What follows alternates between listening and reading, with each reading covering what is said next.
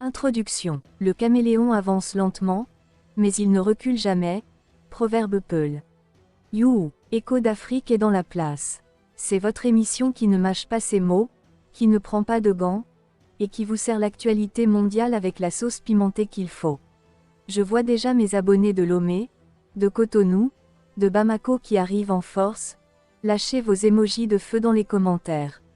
Bon, avant qu'on rentre dans le vif du sujet, petit jeu rapide mes chers compatriotes, si l'Amérique était un film africain, ce serait quoi? Les deux font la paire. Dakan le retour, ou carrément, pièce détachée version Washington. Mettez vos propositions en commentaire, que je rigole un peu. Écoutez-moi bien mes frères et sœurs. Pendant qu'ici sur notre beau continent on essaie de construire des ponts, de penser nos plaies historiques, et d'avancer malgré les obstacles, devinez ce qui se passe dans le pays qui se dit « leader du monde libre ». Ils sont en train de ressortir les vieux griefs comme tonton qui refuse d'oublier que tu lui dois 5000 francs depuis 2015. Vous savez ce qui est intéressant. On nous a toujours présenté l'Amérique comme le modèle de démocratie, la référence absolue, le pays où tout est possible. Mais ce qu'on observe aujourd'hui dépasse l'entendement. Entre nous, si de tels événements se produisaient chez nous, les médias occidentaux auraient déjà publié des dizaines d'analyses sur l'instabilité africaine et le manque de maturité démocratique. Le deux poids, deux mesures à son paroxysme. Maintenant, imaginez la scène. Deux anciens présidents, l'un qui a quitté le pouvoir dans le respect des institutions, l'autre qui revient aux affaires avec une liste de règlements de compte. Au lieu de travailler ensemble pour l'intérêt national, on assiste à une vendetta politique qui rappelle les pires heures de certaines transitions politiques que nous connaissons bien sur notre continent. Mes chers abonnés, si vous êtes nouveaux ici, abonnez-vous maintenant parce que ce qui va suivre mérite votre attention. Ici, on ne fait pas dans la langue de bois, on ne pratique pas la diplomatie de salon. On décortique, on analyse avec rigueur, et surtout, on dit ce que d'autres n'osent pas dire. C'est notre marque de fabrique. Le titre qui défraie la chronique. Obama dans la ligne de mire de Trump. Oui, vous avez bien entendu. Barack Obama, le premier président noir américain, l'homme qui a fait rêver des millions d'Africains, celui qu'on célébrait dans nos rues comme un symbole d'espoir, se retrouve aujourd'hui ciblé par Donald Trump, fraîchement réinstallé à la Maison-Blanche. C'est du sérieux, c'est du lourd, et les implications vont bien au-delà d'un simple différend politique. Ce que nous allons décortiquer aujourd'hui n'est pas un simple feuilleton politique. Il s'agit d'une offensive stratégique qui révèle les fractures profondes de la démocratie américaine. Trump ne fait pas dans la demi-mesure. Enquête, accusations, menaces judiciaires, tout l'arsenal est déployé contre son prédécesseur. Du jamais vu dans l'histoire moderne des États-Unis. Cette affaire soulève des questions fondamentales sur l'état de droit, la séparation des pouvoirs, et l'avenir même de la démocratie dans ce pays qui a longtemps donné des leçons au monde entier. Pour nous, Africains, qui observons avec attention, c'est une leçon d'humilité pour ceux qui pensaient avoir le monopole de la bonne gouvernance. Alors installez-vous confortablement, parce qu'Écho d'Afrique vous emmène dans les coulisses d'un affrontement historique qui va marquer ce début d'année 2026. C'est parti, Écho d'Afrique, l'info sans filtre, le décryptage sans compromis. Quand l'Amérique devient notre quartier, Obama dans le dossier de Trump. Lorsque deux éléphants se battent, c'est l'herbe qui souffre, proverbe africain. Mes chers compatriotes, installez-vous bien. Aujourd'hui, on ne parle pas de Etoudi, on ne parle pas de nos ministres qui promettent le goudron depuis Mathusalem. Non non non, aujourd'hui, on traverse l'Atlantique pour vous raconter comment l'Amérique, oui, la grande Amérique, est devenue notre quartier Mokolo en pleine bagarre de chefs de bloc. Petit jeu avant qu'on commence, dans les commentaires, dites-moi qui chez nous pourrait jouer Trump. Moi je propose le gars qui vend les chaussures au marché et qui refuse toujours de baisser le prix même si tu négocies pendant 2 heures. Rire aux larmes, parce que franchement, ce que je vais vous raconter là, si on me l'avait dit, j'aurais cru que c'est un scénario de film nigérian. Mais non mes amis, c'est bien réel. Trump vient de poster sur son réseau social « Arrest Obama now », arrêtez Obama maintenant. Attendez. Laissez-moi respirer un peu. Parce que là, on n'est plus dans la politique normale. On est dans le Mola. Tu as vu ça. De la buvette du coin. Épingle partie 1. Quand le grand frère américain nous fait honte. Bon. Asseyez-vous bien parce que cette histoire commence comme nos propres palabres de quartier.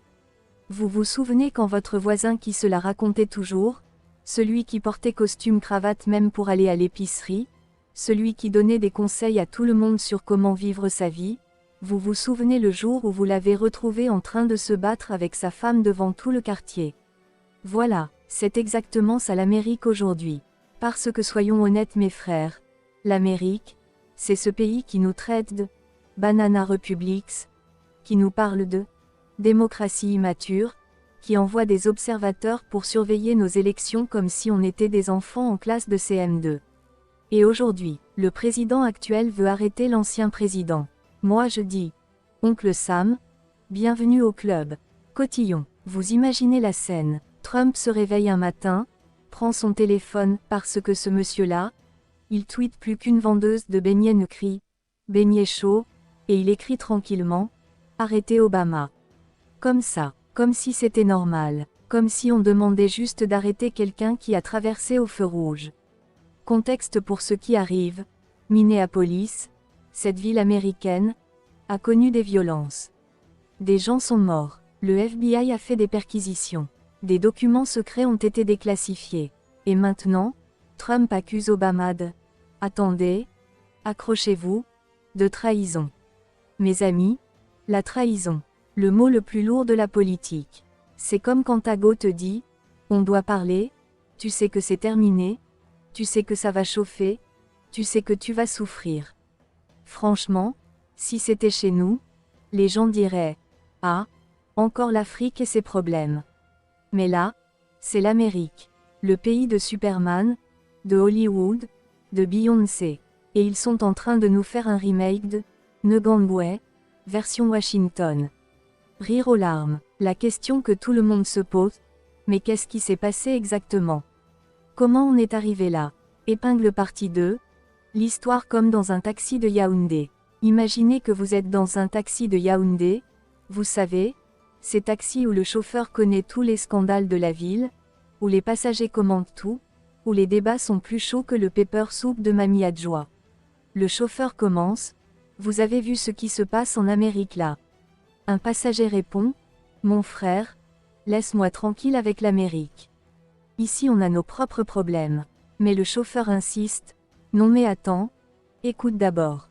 Tu vas rire. Voilà comment on va raconter cette histoire. Acte 1, Minneapolis, quand la ville brûle. Minneapolis, c'est une ville américaine. Pas n'importe laquelle, une ville qui a déjà connu des tensions, des manifestations, des problèmes. Là-bas récemment, ça a chauffé. Des violences ont éclaté, des affrontements, des morts même. L'ambiance était celle d'un match Cannes où l'arbitre vient de siffler un penalty imaginaire contre les Lions indomptables. Vous voyez le niveau de tension. Trump, lui, il regarde ça et il se dit « Bon, moi je ne vais pas faire dans la dentelle ». Il envoie les forces fédérales. Mais attention, pas pour distribuer des bonbons. Non non, des opérations musclées, controversées, le genre d'intervention qui fait débat. Et là, premier problème. Des civils meurent dans ces opérations. On ne parle pas de criminels endurcis, on parle de civils. C'est comme si chez nous le bir arrivait au marché Mokolo pour régler un problème de vendeurs ambulants et que ça finisse en drame national.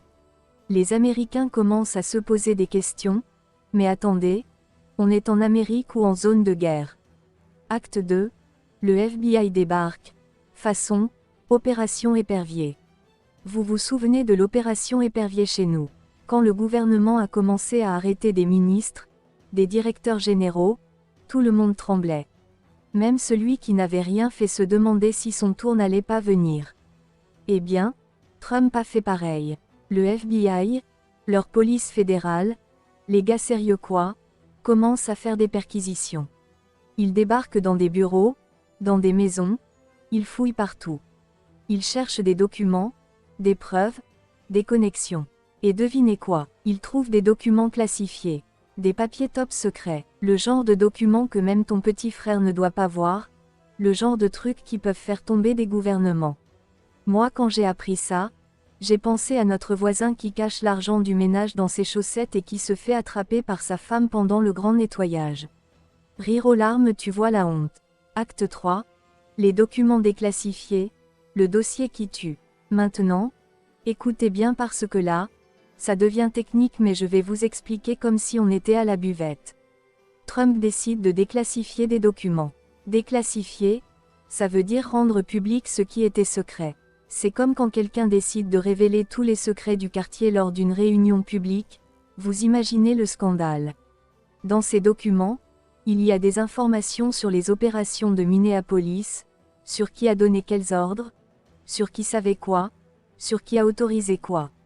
Et là, les doigts commencent à pointer vers Obama. Oui mes amis, l'ancien président, le monsieur qui est parti tranquillement après son mandat, qui écrit des livres, qui donne des conférences, qui profite de sa retraite dorée. Celui-là même, Trump l'accuse d'avoir été impliqué dans des opérations qui ont mal tourné, d'avoir trahi les intérêts américains, d'avoir fait des choses qu'un président ne devrait jamais faire. C'est comme si chez nous, un ancien président tranquille à la retraite se faisait soudainement accuser par le nouveau d'avoir détourné. Non attendez, mauvais exemple, ça arrive trop souvent ici. Rire aux larmes, épingle partie 3, pourquoi on devrait s'en soucier? Bon, je vous entends déjà, Mola Echo, on s'en fout de l'Amérique. Nous on n'a pas de courant 20 heures par jour, les routes sont trouées comme du gruyère, les hôpitaux n'ont pas de médicaments, et tu veux qu'on s'intéresse à leurs palabres. Je vous comprends, mais attendez, raison numéro 1, le miroir de nos propres problèmes. Vous voyez, quand l'Amérique nous donne des leçons de démocratie, quand il nous envoie des observateurs, quand il critique nos élections, quand il parle de bonne gouvernance, maintenant. Vous pouvez leur répondre. Ah bon, et Obama dans tout ça? C'est comme le voisin qui te fait la morale sur l'éducation de tes enfants alors que son propre fils vient de redoubler pour la 3e fois. Tu l'écoutes avec un petit sourire en coin maintenant. Raison numéro 2, la leçon d'humilité universelle. Ce qui se passe en Amérique nous montre quelque chose de fondamental. Aucun pays n'est à l'abri du chaos politique.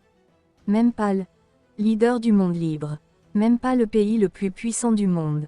C'est comme quand le plus riche du quartier, celui qui a la plus belle villa, la plus grosse voiture, se retrouve à emprunter de l'argent pour payer son loyer, tu réalises que la vie n'épargne personne. Raison numéro 3, les conséquences pour nous. Parce que soyons réalistes mes amis, quand l'Amérique éternue, l'Afrique attrape la grippe. Leur dollar influence notre économie, leurs décisions politiques affectent nos relations internationales, leur chaos peut déstabiliser le monde entier. C'est comme quand le propriétaire de l'immeuble a des problèmes, tôt ou tard, ça affecte tous les locataires. L'ironie de l'histoire. Et voici où ça devient délicieux. Obama, le premier président noir américain, celui que toute l'Afrique a célébré en 2008 comme un symbole d'espoir, celui dont les photos ornaient les murs de nos salons à côté de Jésus et de nos parents, aujourd'hui, il est dans la même position que certains de nos propres leaders politiques. Persécuté, accusé, ciblé par son successeur. Bienvenue dans notre réalité africaine, Monsieur Obama. Je ne me réjouis pas de ces malheurs, attention. Mais je constate juste que le karma est international. Les leçons que vous donniez aux autres, vous les vivez maintenant vous-même. C'est comme le professeur de morale qui se fait attraper en flagrant délit d'adultère, personne ne souhaite ça, mais tout le monde note l'ironie. La vraie question maintenant, est-ce que Trump a raison? Est-ce qu'Obama a vraiment fait quelque chose de répréhensible? Ou est-ce juste une chasse aux sorcières version 2026? Franchement mes amis, on ne sait pas encore. Les enquêtes sont en cours, les révélations continuent, les deux camps se balancent des accusations comme on se lance des injures au marché central un samedi matin. Ce qu'on sait, c'est que des gens sont morts à Minneapolis. Des opérations fédérales ont été menées. Des documents secrets ont été trouvés. Obama est accusé. Trump n'a pas peur de s'attaquer à un ancien président. Le reste, c'est du brouillard. Comme quand le maire promet de bitumer ta rue, tu entends les promesses, mais tu ne vois rien venir. Clap conclusion, La morale de l'histoire. Mes chers amis, on arrive à la fin de cette incroyable saga. Laissez-moi vous donner quelques réflexions à méditer, version buvette philosophique. Leçon numéro 1. Personne n'est intouchable. Que tu sois président des États-Unis ou vendeur de cacahuètes à Bonanjo, le pouvoir est éphémère. Aujourd'hui tu es au sommet, demain tu peux être dans le caniveau. Obama l'apprend à ses dépens. Nos propres leaders devraient prendre note. Leçon numéro 2. La politique, c'est partout pareil. Arrêtons de penser que seule l'Afrique a des problèmes politiques. Regardez l'Amérique. Regardez comment ils se déchirent. Au moins chez nous, quand on fait une palabre, on finit autour d'une bière et d'un bon poulet DG. Eux, ils envoient le FBI.